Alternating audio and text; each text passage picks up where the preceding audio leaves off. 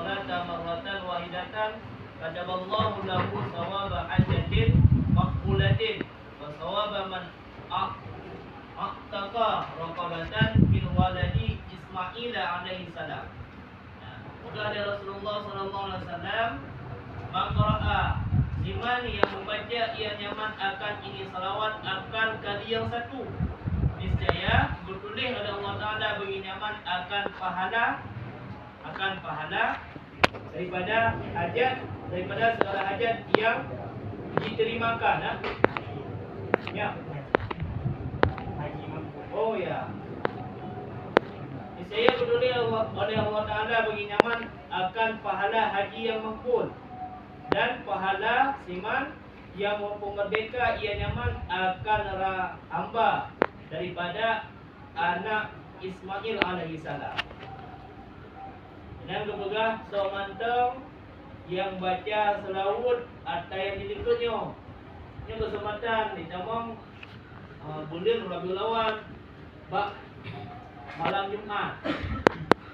Yang Semoga Rasulullah akan mendapatkan pahala haji yang makbul dan akan mendapatkan pahala orang yang merdeka langit daripada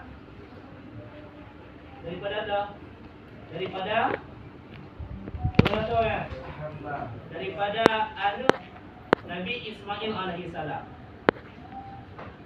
Dari kalangan Nabi Ismail, cucu Nabi Ismail yang ditawankan dan dijadikan damia. Yang kita tukar pula awal ni kena lecok je tempat-tempat macam-macam turun. Baik hotel tu kena anak pun juga. Lela baju yang apa? Dari halaman 97. Untuk pahala haji malamnya khusus malam Jumaat. Ada juga hantar di Lebanon, cak dulu berdua sama sama. Aku nampak pahala ni.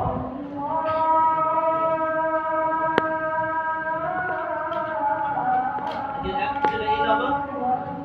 Dia madu lagi tahu. Yang lebih baik dah tu.